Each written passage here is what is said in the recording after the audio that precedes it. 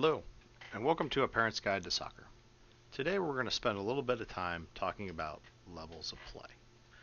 First, a little bit about myself. I'm soccer president for a local nonprofit soccer club based in Austin, Texas.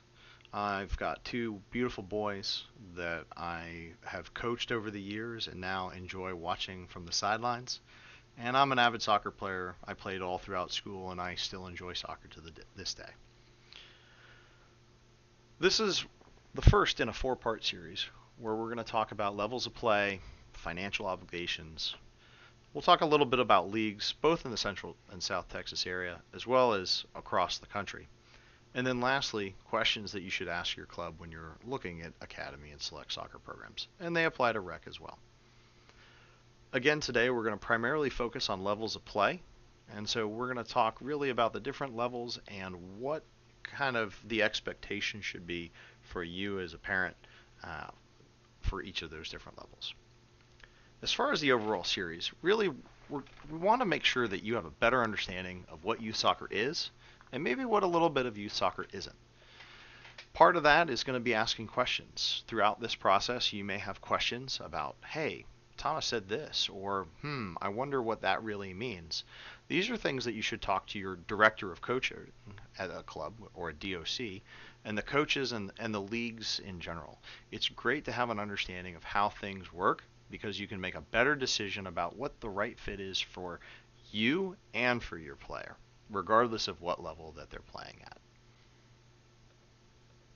As far as levels of play go, there are really three levels: recreation, academy, and select. Recreational soccer is geared for children of all ages, from U4, that's 3-year-olds, all the way up to U18 and above. The focus truly is on fun and fitness and developing a love for the game. We want kids to come out, play with their friends, enjoy a little bit of sport, but still be able to go off and do things on the nights and weekends and not have such a strict regimen of training. Most clubs that are fairly large will have internal club play, or you may play against other clubs in the same area. But you're not going to be in Austin traveling to Houston for games from a recreational standpoint. Most of the coaches are going to be volunteer. These are parent coaches.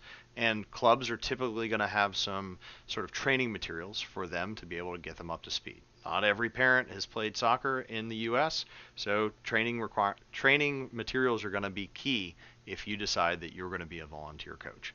I have been a volunteer coach for many years. I highly encourage every parent to do it. There is a great joy that you can get from being a volunteer coach. And it's typically a single season commitment, spring or fall.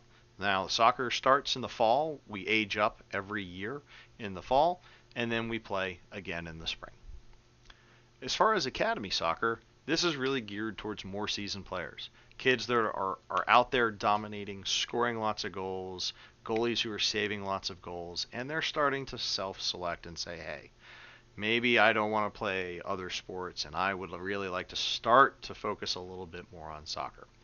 I personally still encourage kids of the younger ages, especially up until about 12 or 13, to play multiple sports. It's great for all aspects of them, both physically and mentally.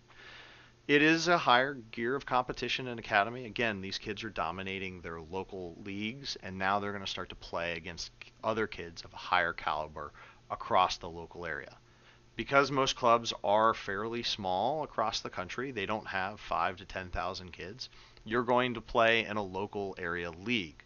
For example, our club here in Austin, we play with about 5 other clubs in a local area league. So there is a little bit of travel, but it's within the city. These coaches are also going to be paid. These are professional coaches that have certifications, and you can certainly ask your coaches about what kind of certifications they have, what's their training methodology and whatnot, but we'll get into more of the questions later in the series. The focus for these academy ages is really to bridge them from rec into select, prepare them with good technical training, getting the fundamentals done, and preparing them for select. Academy soccer, while it is a single season commitment, especially here in the South, most teams do tend to stay together from the spring until the fall, or from the fall until the spring, I should say. And then lastly is club soccer. This is at least in the South and in most areas of the U.S., geared for players U11 and up. So that's 10-year-olds and up. And this is the highest level of competition. While we did talk about rec and having up to 18 years old and over, that is still geared towards fun. This is going to be a much higher level of competition. You're going to play against clubs in maybe your local area, but you may also play against ones in a region. So think Texas, Oklahoma, Louisiana, Arkansas, maybe if you're in Texas, or possibly across the country. Maybe we're going to Colorado this week. Maybe we're going to Florida. It all depends upon the level in which your team forms and which they qualify. Again, you're going to have paid professional coaches, and they're really gearing towards playing at the highest technical level that they can, and hopefully, having a great understanding of the fundamentals. Here in the South, it's a full year commitment. There is a fall and a spring season. Sometimes in the North, they only have one, either fall or spring season, but definitely here in the South, you are signing up for both seasons. So those are the 3 levels of play: recreational, academy, and select.